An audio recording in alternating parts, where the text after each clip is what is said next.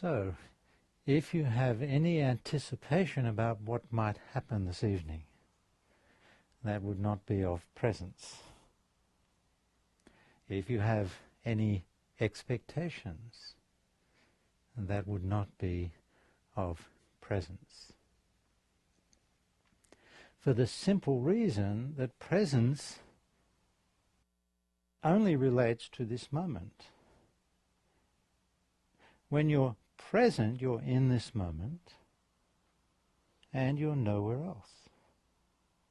You're just here with what is here. And if you're so fully present that your mind is silent, and you start to feel the presence that is in everything here, you feel the presence in these leaves or this vase or flower.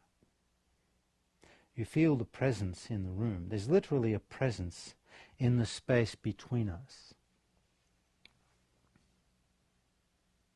If you're so present that you can actually feel the presence that I'm speaking of, sense, experience, this presence that is always here, it's actually quite palpable. It's a living presence. When two or more are gathered together in my name, there I am in the midst of them. When we all come together in presence, we open into oneness, and there I am. I am in each one of us. The presence of I am. The presence of I am in the space in the room.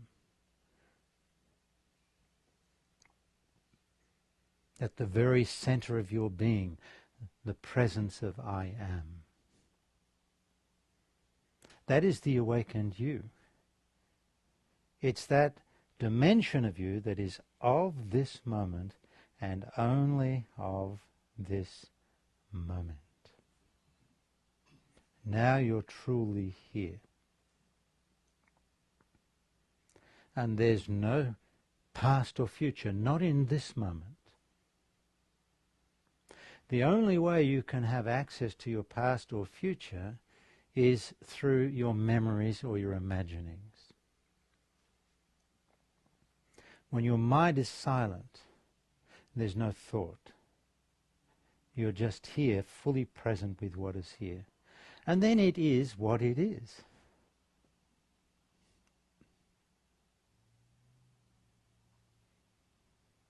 And we humans are so habituated to living in the world of the mind, lost in the past and future world of the mind, lost, imprisoned within our story.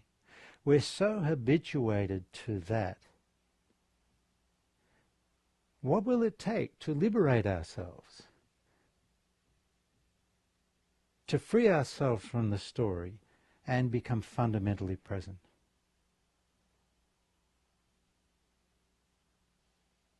What will it take for the present moment to open up as your new home?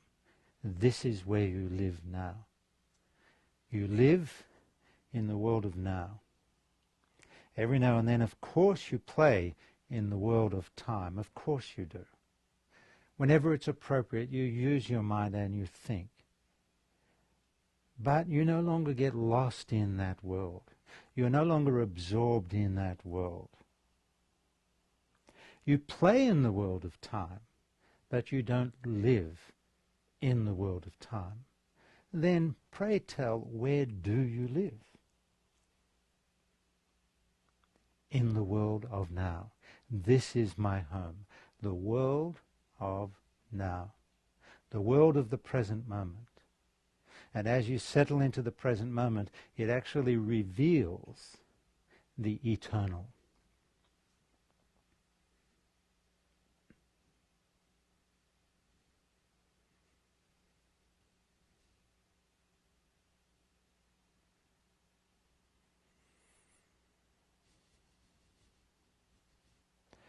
To be present in the way that I'm describing is your natural state.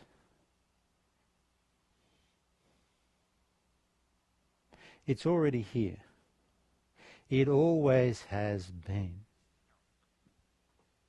But the more absorbed we are in the past and future world of the mind, the world of thought and our opinions and our ideas and our concepts, the more absorbed we are in that world, the more we disconnect from the truth that is ever present.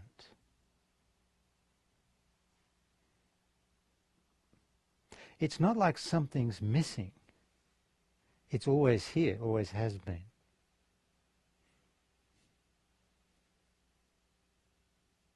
Well, we could say there is something missing. It's us lost in the mind. We're lost in the world of not here. I'm not condemning the world of the mind in any way. I'm just saying that if we're not awake in presence, then the foundation that supports us as we play in the world of time is missing.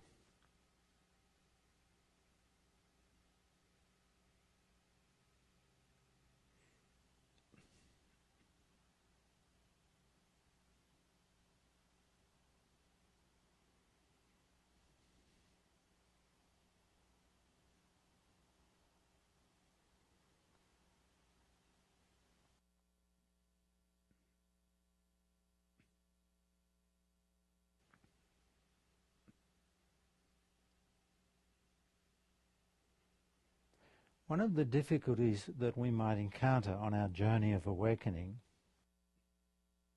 is all our past spiritual paths, all the practices we've been involved in, all our spiritual concepts, everything we adhere to from the past, our religions, our spiritual practices, our spiritual traditions. You see, all of it literally dissolves in the moment of now. How can it remain if you're truly present? Even to compare what I'm sharing with anything else you've known from your past is fine. You're free to do that, but that's not presence. If I'm speaking words of truth, the only way you can know that is from the truth within you. There's absolutely no other way you can know it. The worst thing that I could ever do to you is to want you to believe what I'm saying.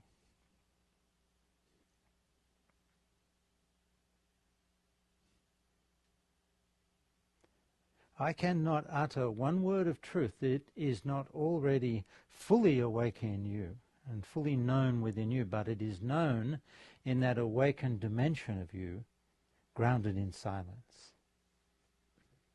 I can't tell you anything you don't already know, but you don't know it within the mind. That's the catch.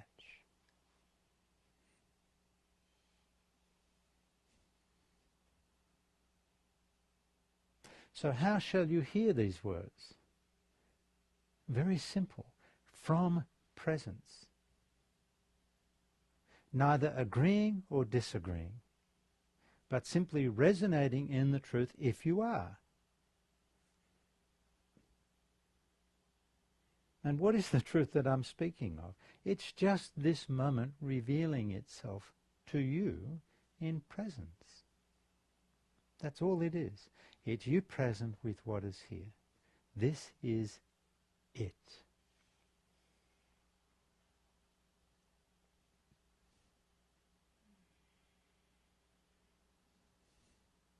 Now, of course, all sorts of marvelous, wonderful and wondrous things can arise out of this center that I'm speaking of. The present moment can reveal glorious treasures. But that's not what it's about. If that opens up in you, that's beautiful. Relax and enjoy. Don't try and hold on to it. Don't seek it. If it arises, beautiful. But the main reason we choose to be present is very, very simple. I choose to be present in the truth of life, this moment revealed, rather than lost in a world of illusion revealed within my mind, my past, my future, my story. That's the real reason we choose to be present. We choose to awaken. We want to awaken. Just that. It's not the pursuit of bliss or ecstasy or even enlightenment. If these things arise, great. But at the end of the day, we humans have to make a choice. Which world do we choose to live in? That's the fundamental choice at the very heart of free will. Which world do we choose to live in? Do we choose to live in the world of this moment, the truth of life where God is the creator? Or do we choose to live in the world of the mind, the past, the future, our story, where we get to be the creator? Which do we choose? That choice has the power to transform you and your experience of life radically, just by making that choice to become more and more fundamentally present. I'm not saying it will happen all at once. It's a process, settling into presence, making that shift from your old home, the world of the past and future, the world of thought, the world of ideas, concepts, opinions, beliefs, to make that shift into the world of now is essentially a process. Being present is not a process.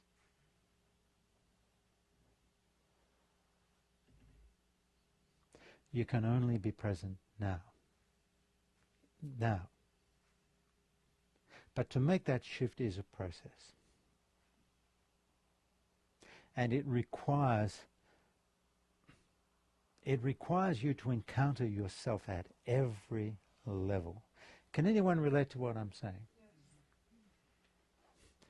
Yes. It's not always comfortable, is it? Is it always comfortable? Not particularly, is it? It would be much nicer if we could sit and om together all day and we wouldn't have to encounter ourselves at every level. So let's all be present for a few moments, and then I'll open it up to questions. Not that you're not already present. Most of you are very present.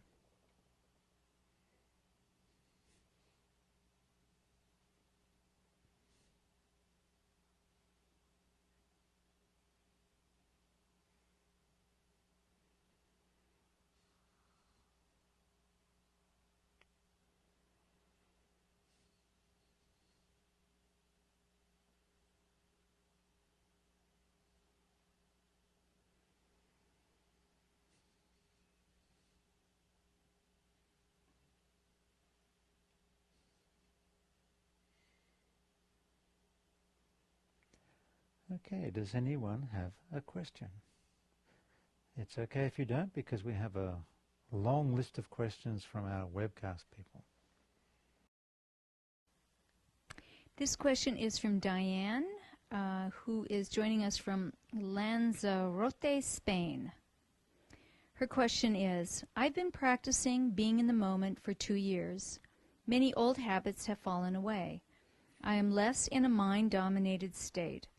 I've recently developed trembling in my body, and I find it difficult to stay in the moment, particularly in social settings when my body is shaking. I just want it to stop. I take alcohol and tranquilizers to calm me. Help.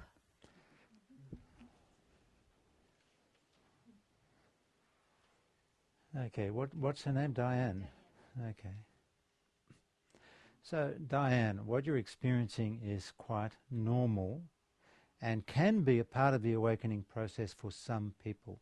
Has anyone here experienced that kind of shaking? Okay, good. It's more than likely a Kundalini energy arising within you, but I don't particularly want to label it as anything. It's just energy and shaking. That's all it is. And it's your opposition to it, your fear of it, that is causing your real problem. So if I were you, I'd just relax and shake. And the more present you can be in the shaking, the better off you will feel. It might also be useful for you, Diane, to allow the shaking to express through you. So as you're shaking and you're feeling the shaking, tune in, see if the shaking has a sentence that it can express. Let the shaking speak and express and surprise you. But don't get involved in what it says, just let it express. The more you can relax, and in fact, if you're out in company and you're shaking, tell everyone, look, I'm shaking. Exaggerate it a little bit, shake more. And you'll find yourself relaxing, and you'll find the shaking relaxing. And if it doesn't, then it doesn't. It is what it is. So it's a part of the awakening process. Now, I'm not here with you, so I can't hear what the shaking has to say, and so I can't follow in after that. So that's the best that I can suggest for you with the shaking, and I can assure you it's not uncommon, and it's nothing to be afraid of. But it is something to be present with, accepting of, relax with it, stop trying to hide it and think there's something wrong with you. Okay? Thank you.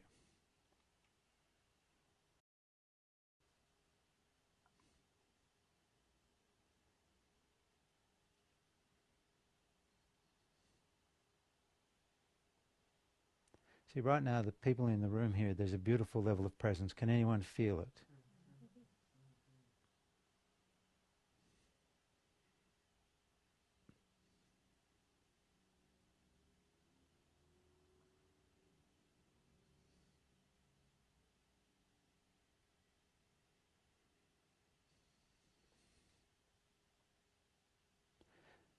As we all become more and more present, we quite literally come into oneness. And it is such an exquisite feeling to come together into oneness based in presence. It's as if we're all coming out of our individual separate worlds, and we're coming into the one world revealed through this moment, free of our ideas, free of our beliefs, free of our projections. We're coming out of our separate worlds into the one world, and we meet in silence. It's in silence and presence that oneness is revealed.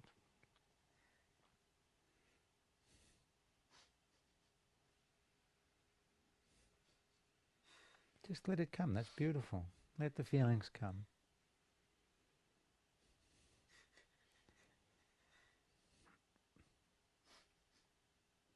Because it's painful living in our separate worlds. We do our best to survive and even hopefully thrive in our separate worlds. We try and find those whose illusions match our own, or those who will be here for, you'll be here for me if I'll be here for you. But the truth is, we all live in our separate worlds until we liberate ourselves and come into the one world, free of our ideas, our thoughts, our projections, our beliefs. Well, what's left without all of that? Without your past,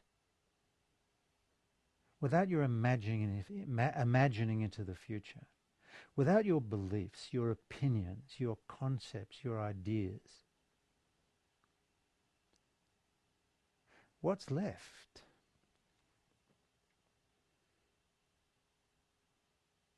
Just this. Just this. And who is here with just this? I am. Who is I am? I am. You can't go beyond that. I am that I am. That's the end of the story, folks. Your story continues, but you're no longer lost in it. You're no longer living in your story. And not only that, the more present you are, the more it actually transforms your story. Your story gets pretty good. But if you get identified with that good story, then you're caught again. That's the trap. Enjoy your good story, but don't identify with it. Neither this nor that. Neither happy nor sad. Neither joyful nor pain. Or happy and sad equal. Joy, pain equal. Life, death equal. Or neither life nor death.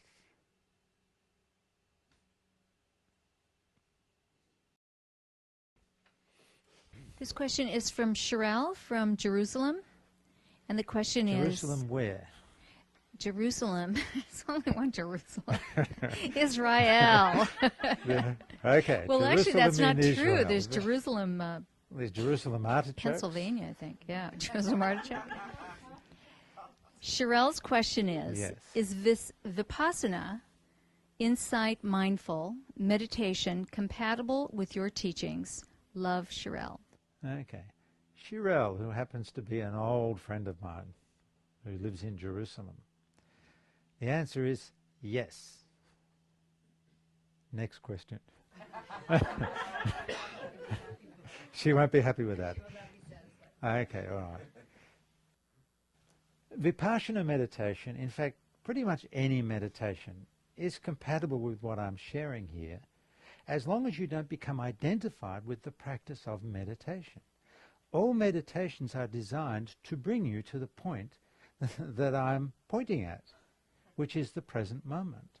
So if in Vipassana meditation you're sitting, you're watching the breath, whichever way you're instructed to watch the breath, and maybe you're aware of a thought arising or a feeling arising, you're watching the breath, what's happening?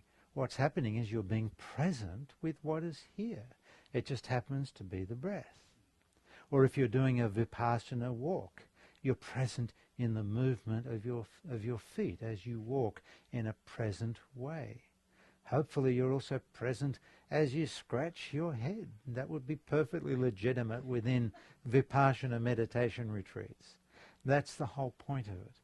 But then most people, when they leave the Vipassana retreat, it's not long before things get back to the way they were, because the truth is, every moment is a Vipassana retreat. Washing the dishes is a Vipassana retreat. Walking the dog is a Vipassana retreat. It just means that you're present with what is here. Now, you don't have to be present with the breath in the way that I'm speaking, because if you're walking the dog, you can be present with the dog. You could smell the flowers along with the dog. You can be present with whatever you see, whatever you hear, whatever you smell, taste, touch. That's how you become present. It's present with what is here. Whether it's Zen meditation practice or Vipassana or yoga or Tai Chi, it's all designed to bring you present in the body, in the senses, present with what is here. Tai Chi brings you present in the movement of the body, present in your body.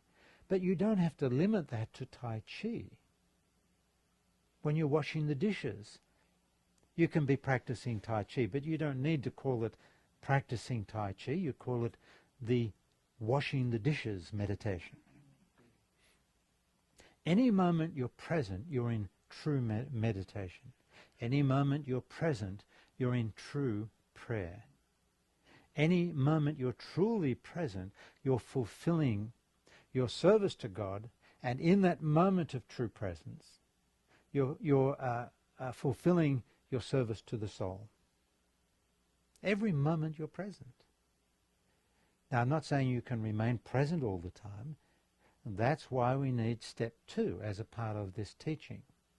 I'm not going to go into that now, but step 2 enables us to bring consciousness to all the ways we're pulled out of presence involuntarily, all those unconscious aspects of ourselves, all the obstacles to our becoming fundamentally present. Step 2 leads to mastery of the mind and ego, and that's an essential step in true awakening. With true awakening, you need step 1, presence. Simple. Be here with what is here. Be ye here as these flowers are here. Be ye here as I am here. That could be God speaking in everything that you encounter. Be ye here as I am here, say the clouds. Be ye here as I am here, says the bird soaring across the sky. Be ye here as I am here, says every grain of sand on the beach. Be ye here as I am here. You see, everything is here. Everything. Except for us. The most remedial species on the planet. Completely lost in delusion. That's the state of the human condition.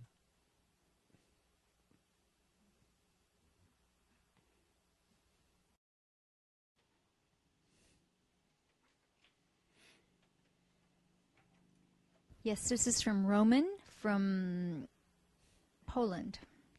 Dear Leonard, for many people, as for me, time is passing from webcast to webcast, and I am sad that this is the last one in this year. I have been waiting with my question relating to the DVD Liberating Jesus. My question is, what is the main message of Jesus if it is not the one that is proclaimed by Christianity? With best wishes, Roman. Okay, thank you, Roman. What was Jesus' real message? Very, very simple. All that I am, you are. And that's about it. All that I am, you are. He was essentially here to reflect to us who we really are. To reflect to us where God is.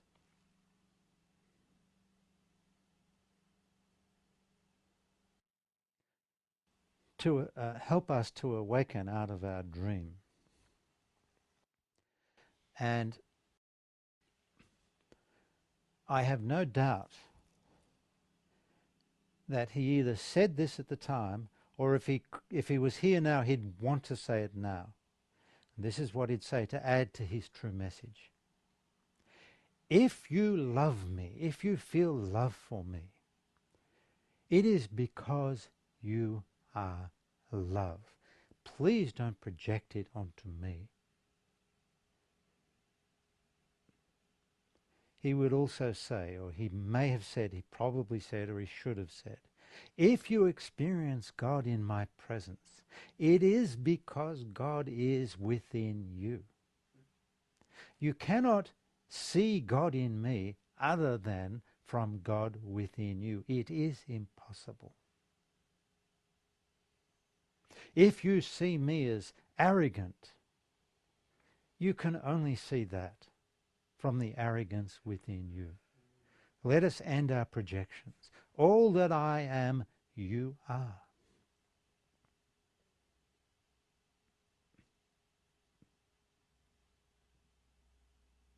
And please do not place me between you and God. That is not my intention.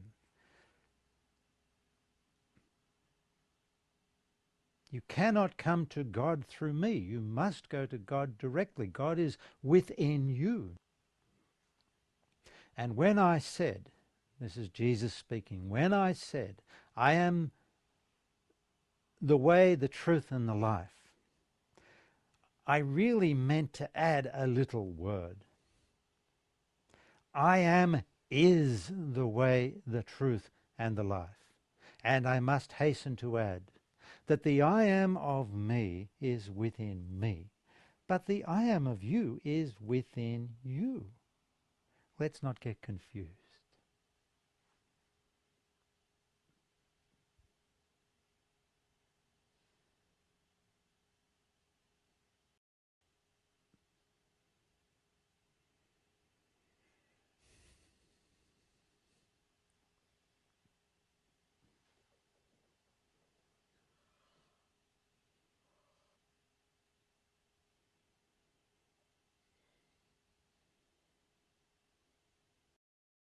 I hear a lot about suffering as being there to bring us closer to God. Separateness? Suffering. Oh, suffering. Suffering. And especially around the 9/11, and, a lot of talk that things like that occur to give us an opportunity to wake up. What is your interpretation of suffering with presence?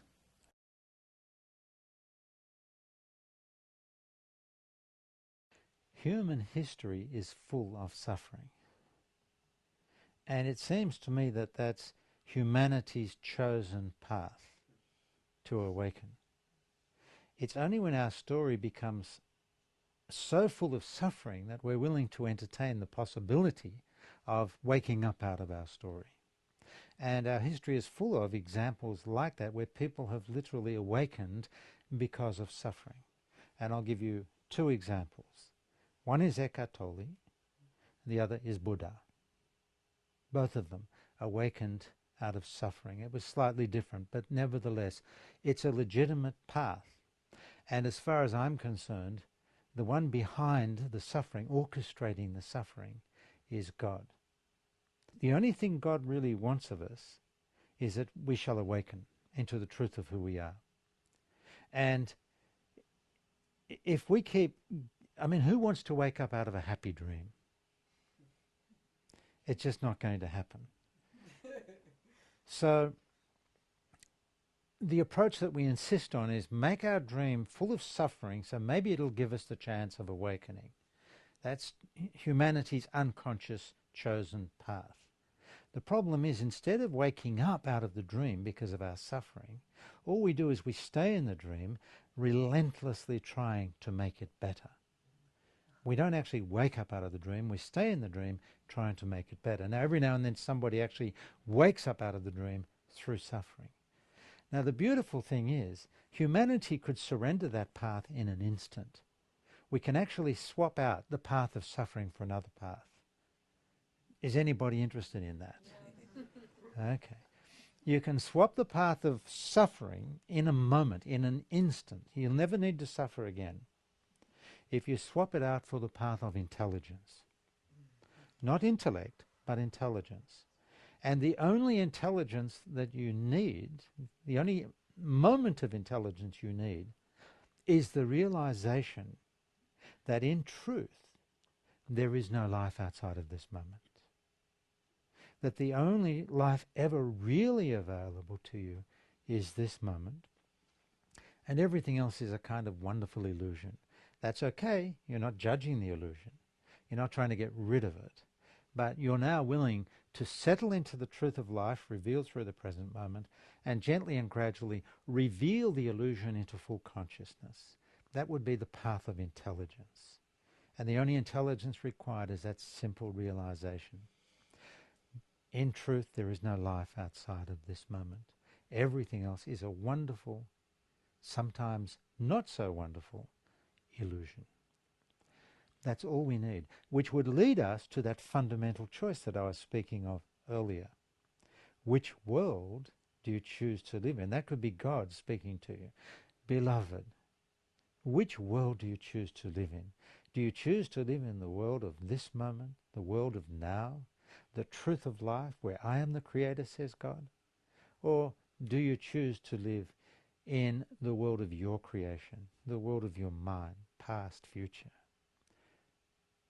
Living as the prodigal sons and daughters, on and on. Which world do you choose? You see, the path of intelligence will take you straight to that choice. And that choice will sooner or later bring you home, fully home. And fully home means settled fundamentally into the present moment. Arisen in mastery of your mind and ego. You see, the mind and ego is not a problem. It just all needs to be revealed in consciousness. Then you're the master revealing it. It can't deceive you anymore. It can't catch you. Every stone is turned over. There's nothing left in unconsciousness. Jesus gave us a clue when he said, all that is hidden shall be revealed. Now, we could take that to mean in this context, all that is hidden in the unconsciousness of your mind. of your soul, of you, everything that remains in unconsciousness shall be revealed. The rage, the anger, the unworthiness, the needs that were never met, the suffering, whatever it is, the lack of acceptance, the judgment, all of it revealed. How you lose yourself in others, all of it revealed. And as you reveal it, you're revealing it from presence. It's all being revealed within this beautiful field of presence that is the truth of who you are. And from presence, it's all received and revealed with love, acceptance, and compassion. It's even allowed to be what it is. There's no judgment. But a certain alchemy occurs as all of this is revealed into consciousness that is presence.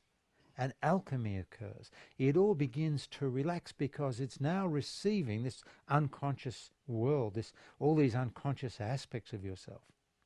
Whether it's the unworthy, the unloved, the angry, the judging, the blaming, the guilty, it doesn't matter which part it is. It's all there for one reason and only one reason. No one's ever been present for me, with me. No one's ever allowed me to be who I am. It's all there for that reason. So when you're present with it all as it's revealing itself, that's the healing element. It's finally getting what it needed. Someone who'll be present with it, allow it, compassion, love, acceptance, and it all just relaxes and slowly releases you. Sometimes not so slowly. It releases you out of that story, out of that painful world of past and future, and it allows you to settle fully here. And then who are you as you settled here? You are love, you are acceptance, you are compassion, you are utterly without judgment, and you exist in oneness with all that is. And you still play in the world of time, you still have your personality, your individuality, but you can move so easily from those two, between those two dimensions. You play in the world of time as you would, but it's a different story. But you're playing in the world of time easily, joyfully. But at any moment you can so easily come straight back into the eternal silent presence. Utterly present with what is here. That would be the awakened state. It's not elimination of the world of time. It's being able to play easily in the world of time and not get caught there. And to be able to easily flow back into the deeper levels of presence. It's not like you ever really disconnected from presence as you play in the world of time. But there are levels of presence. There's depth of presence where there's a point where you're in the timeless zone again. You're in the zone.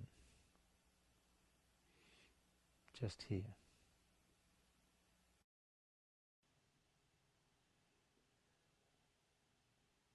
So let's all close our eyes for a few moments. And just relax. If you're watching this at home, you can either have your eyes open or closed. And this is so simple. Just bring yourself present with your body as it breathes. That's how simple it is.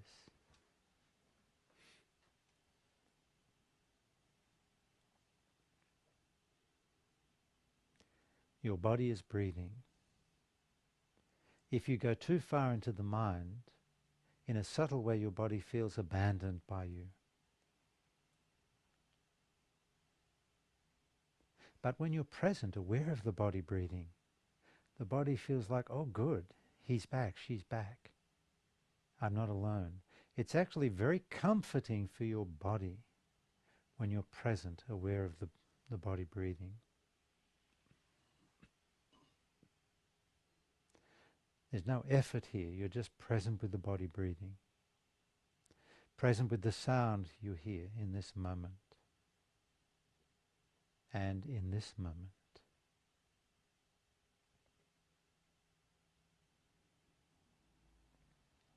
Present with the feeling of air upon your face, your hands.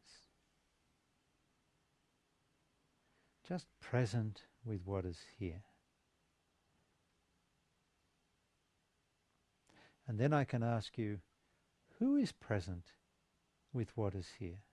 In this moment, I am. I am. A silent presence of pure consciousness. I am that silent presence of pure consciousness. I am that. I am.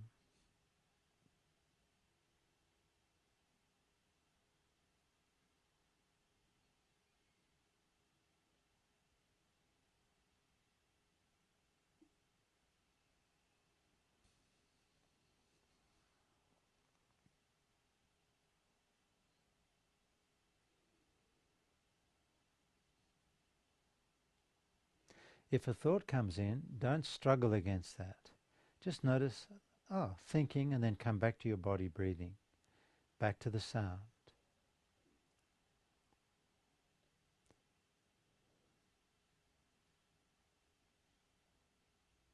Present with what is here.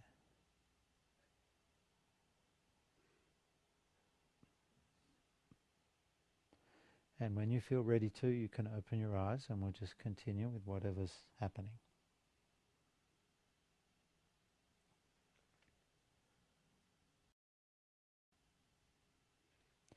Now, all I can tell you about myself is that when I'm present, my mind is silent. That's all I can tell you. And I can tell you that it's incredibly simple to be present. For me, it's very simple. In fact, I'm never ever really not present, which means that my mind is fundamentally silent. And if you're truly present, your mind is fundamentally silent. In a sense, that's the measuring stick. If you're present, your mind is silent. And if you notice your mind is active and racing, that's completely normal, that's okay. It just means we have a little work to do to bring that to consciousness. Why is your mind, your ego, resisting presence? Why is it not allowing you to settle into the truth of who you are, utterly present in this moment? That's all to do with step 2. But it's important to realize how simple step 1 is. Step 2 is a little more complicated, a little more complex. That's a process. But step 1, being present, is so simple. We have to get beyond the idea of seeking and practicing because it's too simple. It's as simple as just be present with your feet moving, or your arm moving, or your body breathing, or present with what you see. There's no effort. If you look around the room, you'll see how much there is to be present with. Have a look behind me, for example. Have a look how much there is you can be present with. And the beautiful thing is you're a free being. You can choose whatever you'd like to be present with. You might be present with one leaf here, or you might choose to sort of widen the angle and be present with the entire plant. Or you might widen it again and take in the whole scene here. Or you might zoom in and just be present with one leaf again. Or as you're present with one leaf here, maybe you include the sound. Maybe you include the body breathing. Maybe you include the presence and consciousness in the movement, even as you turn your head. And then you're present through your eyes. You see, you can be present through your eyes, the movement of your body, hearing. It's basically through the senses. It's not even basically, it is. It's about coming to our senses. Come out of your mind and come to your senses. Be here with what is here. How can you be here with what is here other than through your senses? Who is gazing through these eyes, hearing through these ears, smelling through this nose, tasting, touching, feeling the chair against your back? Who is present feeling the chair against your back? I am. It's the same I am. If your eyes are closed, and you're present with your body breathing. Or your eyes are open and you're present with one of these leaves here. Who is present with the leaf? I am. Who is present with the body breathing? I am. If you're eating an apple and you're really present in the taste of the apple, who is present tasting the apple? I am. If you feel the wind against your face, you're outside somewhere, you feel the wind, the breeze, who is feeling that? The moment you truly relax into being present with what is here, you are an awakened being, at least for those moments of presence. And any time you like, think, no problem. There are many times each day where it's perfectly appropriate to think. And there are many times each day when it doesn't make not a spot of sense to think. There's nothing to think about. You're washing the dishes. Do you need to think about washing the dishes? Or do you already know how to do that? So you be present as you wash the dishes. Do you need to be thinking as you put the garbage out? No. You be present as you wheel it out. Why not? The more present you are, the more it opens up within you. Then you'll encounter step 2.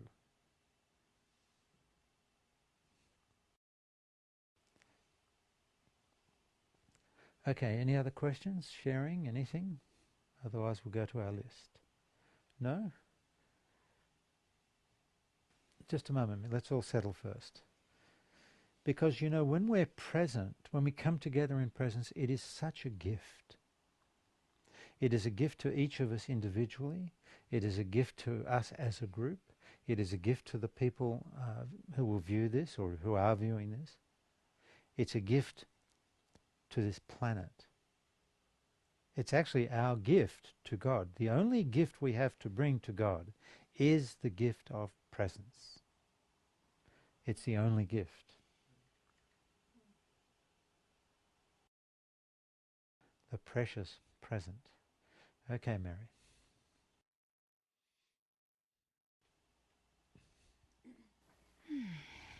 This is a comment from Jeannie from Largo, Florida. I feel very honored and blessed to listen to this very enlightened soul as he guides and instructs us into fuller consciousness. He is truly doing God's work. So I could add to that, we're all doing God's work every time, every moment we're present.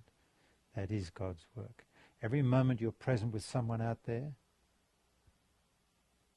when you're in the classroom, Jennifer, every moment you're present with someone, you're doing God's work without saying anything.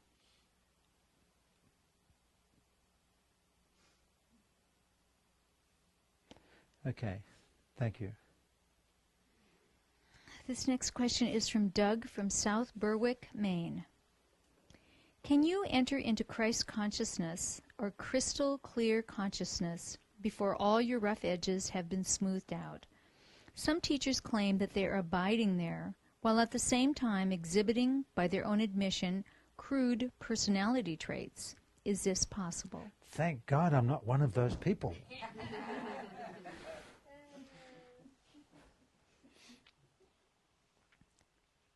Any moment that you are truly, truly present at such a deep level that you feel the presence that is here, you sense the oneness, and perhaps even at the deeper levels of presence, you're feeling and sensing the presence of God in everything. In those moments, you are awake in Christ consciousness. It doesn't mean that it's going to last. It doesn't mean that all your rough edges have gone, but in those moments of perfect presence, there are no rough edges. If the rough edges are still there, maybe you have to really focus on step 2 and bring it all to consciousness. Own, acknowledge, confess your rough edges. You see, the whole point of awakening is that the personal dimension of you, which is not going to disappear, you're still going to remain a person living in the world with a name, with a story, participating in life, right? That's not going to disappear. But what happens is with awakening and with the coming together of those 2 steps, presence and mastery, The personal dimension of you that is in an individual is coming more and more into alignment with the impersonal dimension of you. So that what happens is more and more you're expressing from the center, from the impersonal, from the center of your being, from the eternal, from love, from compassion, acceptance, an utter lack of judgment. This is where you're expressing from. Now, before that integration occurs, you might have moments in beautiful, profound presence, Christ consciousness. But when it's over, you go back into the mind and you're expressing from within your story with all your limitations, your judgments, your pain.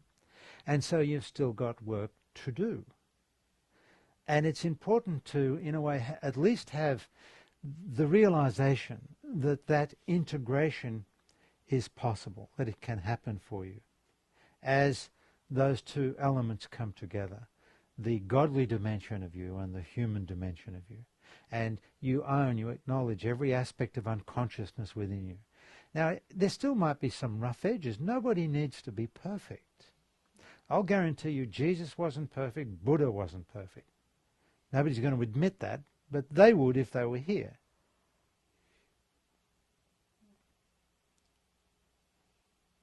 I should refine that by saying at the deepest levels of presence, of course they're perfect, of course you're perfect. That's perfection. But there's always going to be two dimensions of you, the personal and the impersonal. And it's when those two things come into perfect balance and integration, you're getting closer and closer to perfection. And you could say, with Jesus, for example, Jesus the man, Christ the consciousness.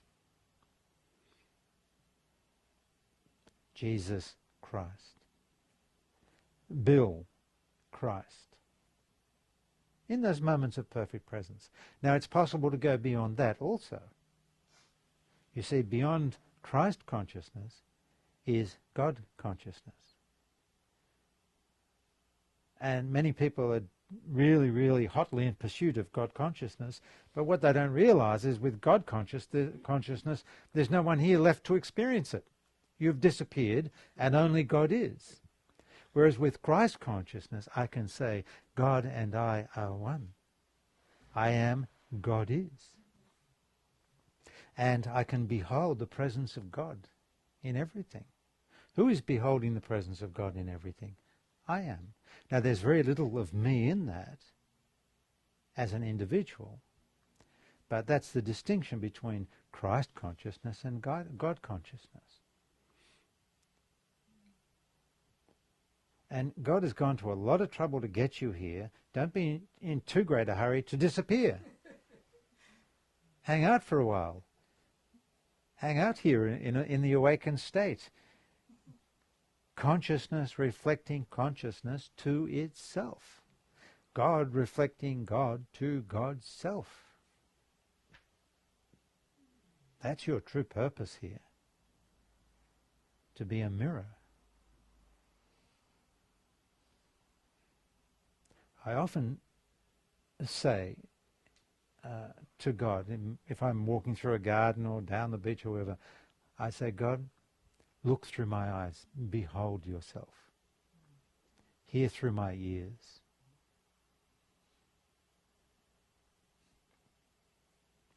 And I want to hasten to add, for those viewing or those here, when I speak of God, I am not personalizing God. It is not a God that I believe in or create some image around.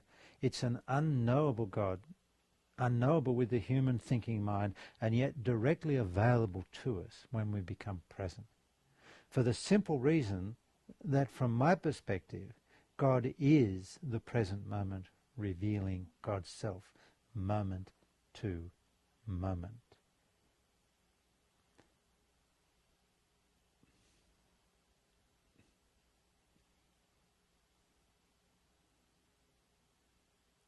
And then all that really remains is the mystery. There's a point where the mind gives up all understanding, need to know, need to define, just the mystery.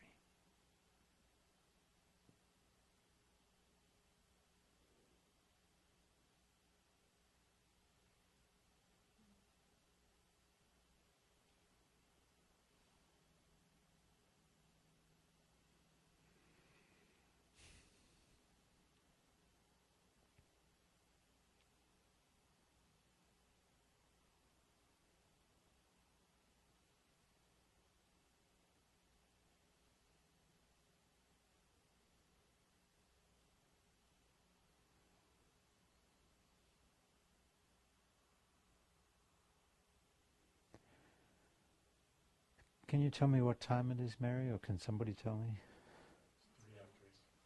3 after 8. Okay.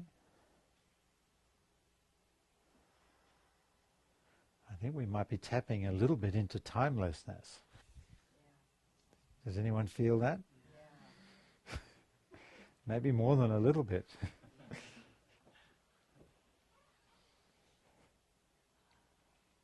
Is anyone enjoying themselves so far? Hands up if you're enjoying yourselves.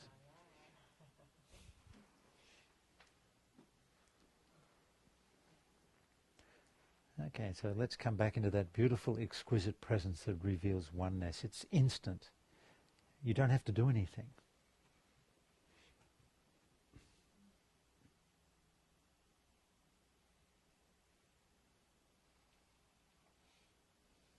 It really is the subtlest inner adjustment to come into the deeper levels of presence. It's so subtle.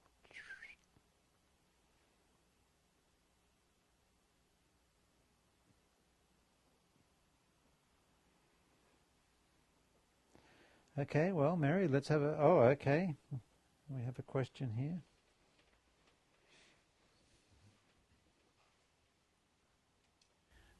Yes, Leonard. It's surprising how long one can be lost in the mind for weeks and weeks on end. Try lifetimes on end. On end. I mean, not even a moment it feels like in presence, just this complete lostness. That would be the human condition. That is common, not uncommon. That is how it is for most people. It's not until you find that opening into the present moment, which just opens up such a big space, and there's such a distance opens up between you and your thoughts, you and your ego, you and your past future, that you realize you've been lost so much in that mind that doesn't stop thinking. But that's okay. You see, you can't get into angst about that. All you can really do is confess it and back to presence again. There's only this moment, so if you're present in this moment, those weeks that you're describing or those months, they're gone. They don't exist now. So are you present in this moment, yes or no? Yes. Then that's it. You're an awakened being. Congratulations and hallelujah. In this moment, it's true. And that's it. But you know, we humans are so caught in our story, and we're so persistent, we're so insistent, that we're very reluctant to give up trying within the story. I didn't get loved when I was a bad child. I've got to get loved. I never felt accepted. I've got to get accepted. I never really felt like I belonged. I've got to find where I belong. Or whatever the individual variations on that theme might be. But people won't give up trying within the story. It's so much easier to relax out of the story and nothing ever happened. It's quite literal, and nothing ever happened. What if this is the very first moment in our journey? We haven't even left yet. What if this is the moment? We're actually all still in paradise with God, in the oneness. We haven't even left. There's no journey. This is it. Now, we have the choice. We could go on a journey into separation for thousands of years, not knowing the way back. Who's going?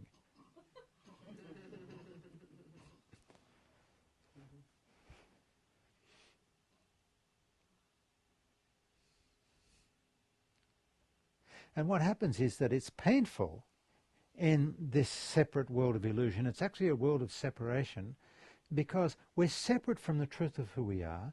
We're separate from the truth of love. We're separate from the truth of life. We're separate from God. Of course it's painful. And we're living in a world where no one's really present, not in the way we need them to be, at a very, very early age, and pretty much through the rest of our lives, but at a very early age. No one's present in the way we need them to be to feel safe and relax. This is just a bigger womb. This is cool. I can move my arms around here. Yeah, good. Right? But the pain of separation that we experience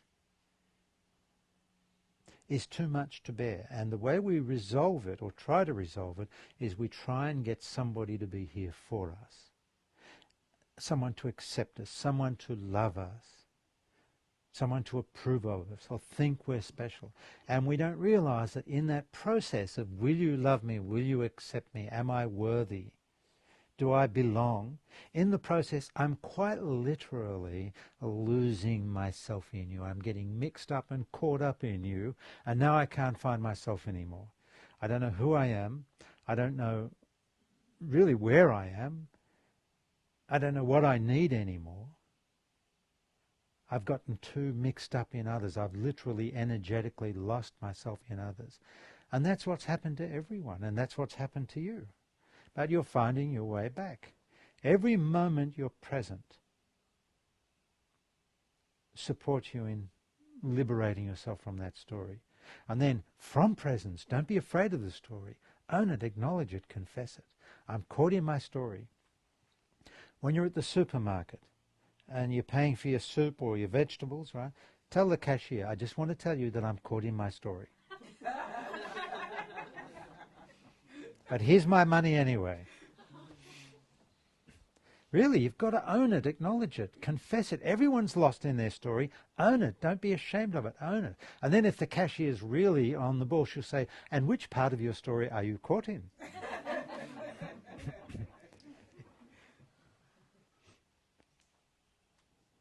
And then you share whatever it is you're caught in. There's always some part of your story you're caught in. I'm unworthy, I'm angry, I'm blaming, I'm not good enough, I don't belong, I'm not loved. That's the story. And it's all generated by the simple experience you had in very early childhood, if not infancy, if not in the womb, that you realize there's no one really here.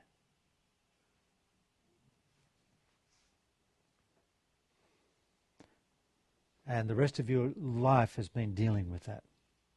Do you think I might be on track here, folks? Could this possibly be the theme of our dream? And we won't give it up. I'm not giving it up now. I can't tell you how often I encounter that. People who are almost to that point of complete liberation, and I feel the brakes go on. They dig the heels in. I can't give it up. If I give it up, I won't solve my problems. I won't be loved. And then if we get past that, if I give it up, I won't know who I am. I'd rather stay in my miserable story, no matter how much suffering there is, than not know who I am. But the catch is, with awakening, you no longer know who you are. That's the catch. You can't. You're no longer defined by your past. You're no longer defined by your beliefs, your opinions, your concepts. So who am I? Somebody asked me, who are you, Leonard? Who are you, Leonard? I don't know who I am. I just am. Now, wouldn't that be a nice mantra to play with every... Tell the cashier at the supermarket, I just have something to tell you. And she'll say, yes, what's that? You say, but you have to be very present. You say, I don't know who I am. I just am. And then you give her the money and walk away. But that really is a catch-22 for most people. They don't. It's more frightening to not know who you are than to remain in a horrendous story. Because the mind and the ego insists, mostly the ego, insists on knowing what's going on, knowing the field in which it's operating. It needs you to stay in the world that it knows, so it can run your show, it can run your life, so it can protect you as you live in this painful world. But then if you come out of that painful world, all sorts of things occur for the ego. It doesn't like that. It doesn't want you coming out of that painful world, not initially anyway. For all sorts of reasons, which I've explained many times and I won't explain again right now. So let's all come back into presence. I don't know who you are, you just are.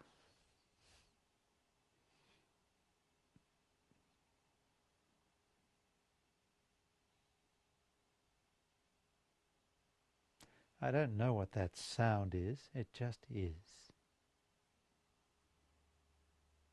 I am, it is. I am, thou art, it is. I am, thou art, God is.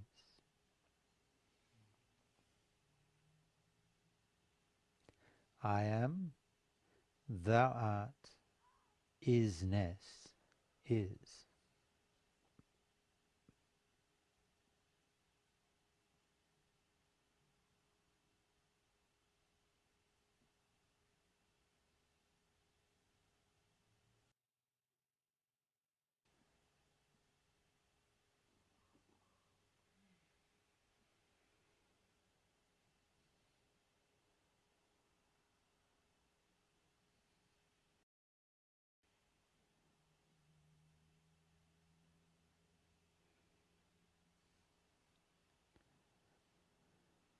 Okay, I would like to ask Mary to read another question, but I have the feeling she's incapable of reading. Actually, there's a comment which I think is perfect. A comment, okay. A comment, and this is from Gaga, who sends this you is from wonderful, Lady Gaga. Yeah, wonderful comments. I don't know if it's the Lady Gaga. Read it up, Mary. So first she says, all in caps, with an exclamation point, thank you. And the comment is, your teachings are uncomplicated, clear, and to the point. A breath of fresh air, ... All extra is removed. Only the essential remains. Life is, God is, I am. The fastest journey from nowhere to now here. May your teachings illuminate the world. Thank you for your contribution and commitment, Gaga. Perfect timing, wasn't it? Perfect timing. Thank you, Gaga.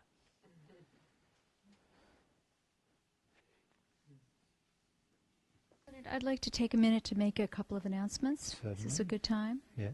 I want to say thank you to Gaga. I hope she's listening tonight. Yes. I want to say thank you to everyone who's listening from all over the world or tuned in. Isn't it nice to know that this message is getting out there? Yes, Mary. Well, given that this is our last video webcast before you go to Asia, I wonder if you'd like to share with your Japanese and Chinese listeners when and where you're going to be? Do you remember? Okay.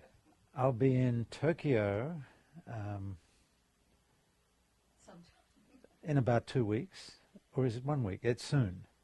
And then I'm going in China, I'm going to Beijing, Guangzhou, Kunming, Dali, and Hangzhou. Doesn't that sound exotic? No? So I look forward to meeting all my Japanese and Chinese friends. I tell you, they are so beautiful over there. It's unbelievable. They're so ready. It was such a really nice experience when I was there in May. Very present, or ready for presence. Very open in their emotions and their feelings, much more than I would have imagined. Really willing to do the work. And at one point in the Chinese retreat in Beijing, I put on some of the music we play at the retreat. Some of you know the music, right? They went wild. Really wild. They loved it. They were just wild. And at the same time, standing at the door, I looked over as we're all dancing. I looked over and there's these two gentlemen in suits standing at the door looking very sternly at what was going on. You know, the authorities in Beijing. Anyway, it was fun. Yes, Mary. So the other announcement I have is that our Mount Madonna retreat is November 9th through 13th, and we are full as far as accommodations go, but please, if anyone wants to attend, we will get additional accommodations. So, but I wouldn't wait too long if that is your desire to attend. And let me just say a couple of things about a retreat, because a retreat is is like this, but much more. I mean, it's very dynamic, and I'm working individually with people.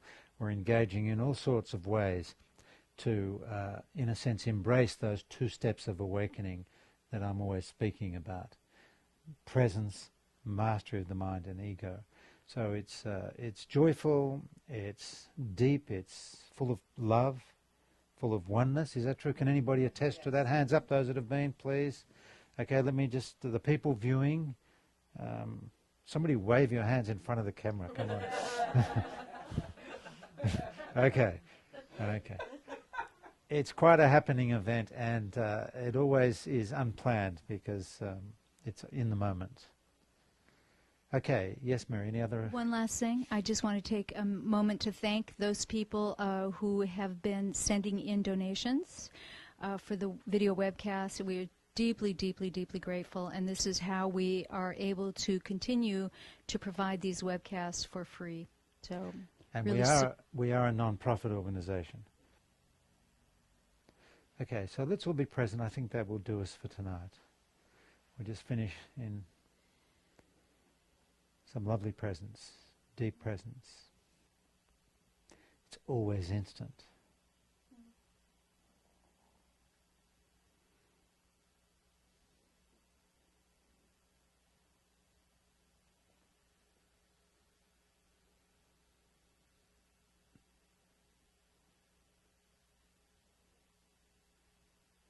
And I want to thank everyone for the level of presence that you've brought here tonight. It really is beautiful to come together in deep presence. Okay, so thank you, and until we meet again. Thank you.